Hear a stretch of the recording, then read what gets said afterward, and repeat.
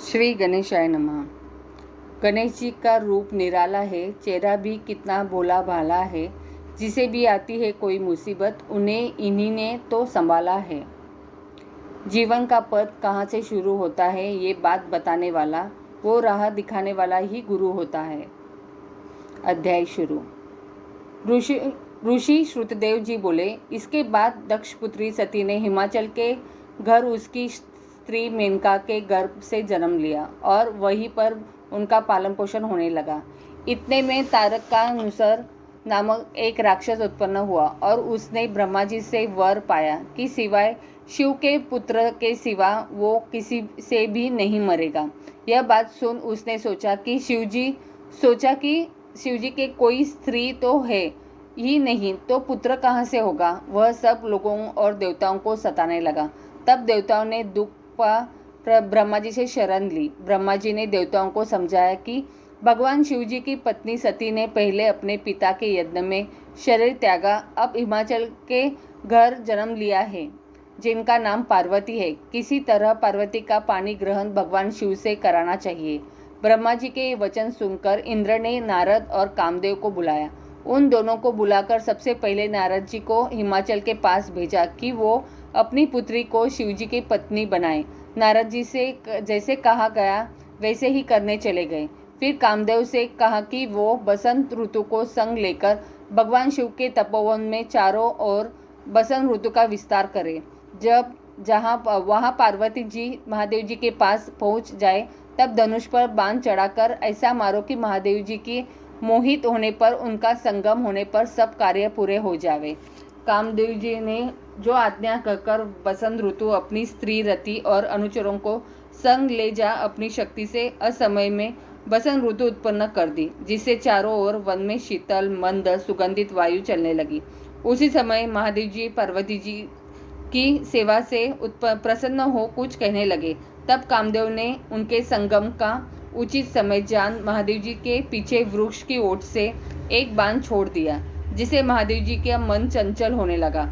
इससे उनका चित्त व्याकुल हुआ और वो इधर उधर देखने लगे, तो उन्हें कामदेव दिखाई पड़ा। क्रोध से अपने मस्तक के तीसरे नेत्र को खोलकर ऐसी तीक्ष्ण अग्नि प्रकट की कि सब संसार भयभीत हो गया और उस अग्नि से धनुष बाण सहित कामदेव भस्म हो गए।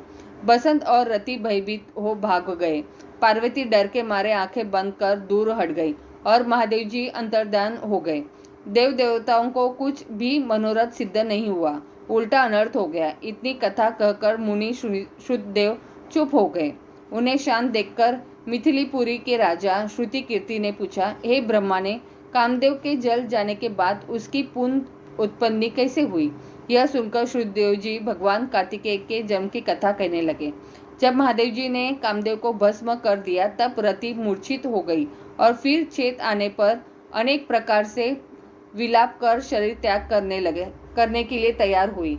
अपने अंतिम क्रिया करने के लिए बसंत को बुलाया। बसंत ने आकर रति को समझाया, लेकिन रति के न मानने पर बसंत ने नदी के तट पर चिता बनाई और रति गंगा में स्नान कर संपूर्ण क्रिया कम से निश्चिंत हो चिता पर चढ़ने को तैयार हुई। तभी आकाशवाणी हुई कि हे कल्याणी, हे पति में अत्यंत प्रेम रखने वाली, तू चिता में प्रवेश मत कर। तेरा पति महादेव जी के प्रसाद से तथा यदुवंशी भगवान श्री कृष्ण से पुनः पैदा होगा। ऐसे क्रम से 2 जन्म होंगे। जब दूसरे जन्म में ही श्री कृष्ण से रुक्मिणी के गर्भ से तेरा पति होगा, उसका नाम प्रद्युम्न होगा। तू ब्रह्मा जी के श्राप से भगवान शंकर के घर में निवास करेगी, वही प्रद्युम्न नाम के तेरे पति से तेरा मिलन होगा। ऐसा कह आकाशवाणी समाप्त हो गई। आकाशवाणी सुन रति ने चिता में प्रवेश नहीं किया। फिर सब देवताओं ने रति को वरदान देकर उसको शांत किया और कहा, हे काम प्रिय, अब तेरा पति अनंग कहलाएगा और अंग वाले की मरा हुआ भी दिखाई देगा। पूर्वकल्प में तेरा पति सुंदर नाम का राजा था। उस जन्म में तू ही उसकी पत्नी रस संकर कारिणी हुई थी, इसी से तेरी यह दशा हुई है। अब तू वैशाख मास में प्रातः कल मंदाकिनी नदी में स्नान कर मधुसूदन भगवान का पूजन कर और उनकी दिव्य कथा सुनकर अशून्य शयन नाम का व्रत आरंभ कर दे। ऐसा करने से तेरा पति तुझे अवश्य मिल जाएगा, इसमें संदेह नहीं। रति को ऐसा वर दे। सब देवता अपने अपने स्थान को चले गए और रति भी क्लेश से निवृत्त हो गई। मेष की संक्रांति में गंगा स्नान कर अशून्य शयन व्रत धारण करते ही उसे तत्काल कामदेव दिखाई दिया। पूर्व कल्प में भी यह बड़ा धर्म पारायण राजा था, मगर उसने वैशाख मास में कर्तव्य धर्म नहीं किए थे, इसलिए कामदेव परमात्मा का पुत्र होने पर भी अंगहीन हुआ। उधर जब महादेव जी अंतर्ध्यान हो गए थे, तब पार्वती जी ने शंकर जी के रूप और गुणों को देख मुग्ध हो मन में शंकर जी को अपना पति होने की ठान गंगा तट पर तप करने लगी। धर्म पारायण राजा था, मगर उसने वैशाख मास में कर्तव्य धर्म नहीं किए थे, इसलिए कामदेव परमात्मा का पुत्र होने पर भी अंगहीन हुआ। उधर जब महादेव जी अंतर्ध्यान हो गए, तब पार्वती जी ने शंकर जी के रूप और गुणों को देख मुग्ध हो मन में शंकर जी को अपना पति होने की ठान गंगा तट पर तप करने लगी। वे माता पिता आदि सबके समझाने पर भी भूखी प्यासी जटाएं बड़ा सहस्त्र वर्ष तक महालिंग का पूजन करती रही। तब महादेव जी सायंकाल ब्रह्मचारी के वेश में पार्वती जी की अनेक प्रकार से परीक्षा कर अपने में दृढ़ देख बोले, हे भद्रा, जो तुम्हारी इच्छा हो वह वर मांग लो। तब पार्वती जी ने वर मांगा कि हे रुद्रा, तुम मेरे पति हो। तथास्तु, ऐसा ही हो। यह वर देकर सप्त ऋषियों को बुला हिमाचल के पास भेजा। ये सप्त ऋषि हिमाचल के पास पहुँचे और हिमाचल के पूछने पर बोले, हे राजन, तेरी कन्या पार्वती ने जो पहले दक्ष की पुत्री थी, अपने पिता के यज्ञ में शरीर त्याग कर तेरे घर में जन्म लिया है। इसका विवाह महादेव जी से कर दो। यह बात सुन हिमाचल बोला कि पार्वती महादेव जी को ही अपना पति बनाने को घोर तप कर रही है। मैं भी अनंत अर्श से अपनी कन्या महादेव जी को दे चुका हूँ। अब आप वहाँ पधारो जहाँ महादेव जी है। हिमाचल का उत्तर ले सप्त ऋषि महादेव जी के पास जा और विवाह निश्चित कर चले गए।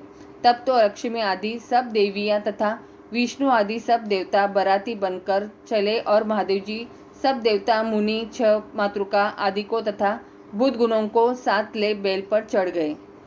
उनके आगे शंख मृदंग आदि अनेकों बाजे बजने लगे और वेद की ऋचा के पाठ होते हुए हिमाचल की पुरी में पहुँचे। तब शुभ लग्न में शिव पार्वती का विवाह संपन्न हो गया, जिससे त्रिलोक में आनंद छा गया। इस महोत्सव के पूर्ण होने पर शंकर जी पार्वती जी के संग स्वच्छंदता से हिमाचल के शिखर पर सहस्त्र दिव्य वर्ष तक रमन करते रहे। महादेव जी द्वारा पार्वती जी ने 7 नित्य प्रति रमन करने पर भी गर्भस्थिति न हुई तो देवताओं को घोर चिंता उत्पन्न हुई कि हमारे कार्य की सिद्धि कठिन है। तब खूब विचार कर अग्नि को बुला उसका अत्यंत सम्मान कर जहाँ महादेव जी रमन कर रहे थे भेजे और कहा कि जब महादेव जी रमन कर चुके तो तू प्रकट हो उनके सन्मुख चले जाना, जिससे वे पुनः रमन न करे, क्योंकि तुझे देखकर पार्वती जी लज्जा मारे वहाँ से हट जाएगी। तब तू शिष्य होकर शिवजी से प्रश्न कर बहुत सा समय लगा देना। बहुत काल व्यतीत होने पर पार्वती जी के गर्भ से स्वामी कार्तिक का जन्म होगा। अग्नि देवताओं से विदा हो महादेव जी के पास गया, जिससे वस्त्रहीन पार्वती जी को बड़ी लज्जा उत्पन्न हुई और रमन छोड़ अलग हट गई। तब महादेव जी को बड़ा क्रोध हुआ और अग्नि से बोले, हे दुर्मते, इस रखिलित वीर्य को जो दुस्साहस है तू ग्रहण कर, तेरे मुख में त्याग दूंगा। ऐसा कह अग्नि के मुख में वीर्य छोड़ दिया।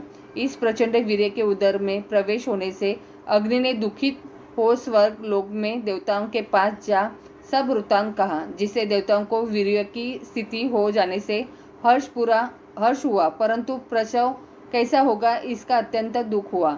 अग्नि के उदर में महादेव जी का तेजोमय वीर्य बढ़ने लगा। 10 महीने हो गए और प्रसव का कोई उपाय न हुआ। तब अत्यंत दुखी हो देवताओं को संग ले महायशस्विनी गंगा के पास जा सब स्तुति करने लगे, हे माता, तू देवताओं के निमित्त शंकर के इस तेज को धारण कर, जो अग्नि के प्रसव बढ़ रहा है, पर उसका स्त्री ने होने से प्रसव नहीं हो सकता, हमारी रक्षा कर। ऐसी प्रार्थना करने पर गंगा ने कहा, तथास्तु। तब देवताओं के कहने से अग्नि ने गर्भ मोचन मंत्र से गर्म का आकर्षण कर शंकर जी के तेज को गंगा जी में छोड़ दिया। यह तेज बड़ा दीप्तिमान और लोकों में असहनीय। कुछ मास के बाद गंगा जी भी उसे सह नहीं सकी और जल सूख गया और रक्त कलेवर दिखाई देने लगा।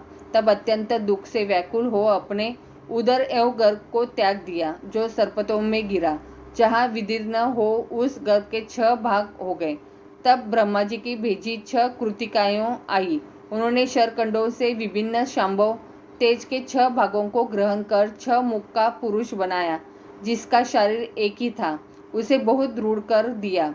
यह पुरुषाकार 6 मुखी शरीर बहुत समय तक शंकरडों में वैसे ही पड़ा रहा। उसका कोई रक्षक नहीं था। एक दिन बैल पर चढ़े हुए महादेव और पार्वती जी उसी स्थान से होकर श्रीशैल को जा रहे थे कि सहसा पार्वती के स्तनों में से दूध की धार ढरकने लगी। तब विस्मित हो पार्वती जी ने महादेव जी के अकस्मात स्तनों से दूध बहने का कारण पूछा। महादेव जी बोले, तेरा पुत्र यही नीचे पड़ा है और अपने रमन की बात तथा अग्नि का वहां जाना, जिससे पार्वती को उसे देखने से लज्जा के मारे हट जाना और वीर्य रक्लित हो जाने से क्रोध में आकर अग्नि में मुख में छोड़ देना और गंगा के जलने से गंगा का शंकरकंडों में छोड़ देना और वहां पर उनके 6 भाग हो जाना तथा मातृकाओं के दृढ़ कर देने का वृत्तांत सुनाया। फिर कहा, उसकी आकृति पुरुष की सी हो गई है, उसी को देख तेरे स्तनों में दूध टपकने लगा है। इसका पराक्रम विष्णु के समान होगा।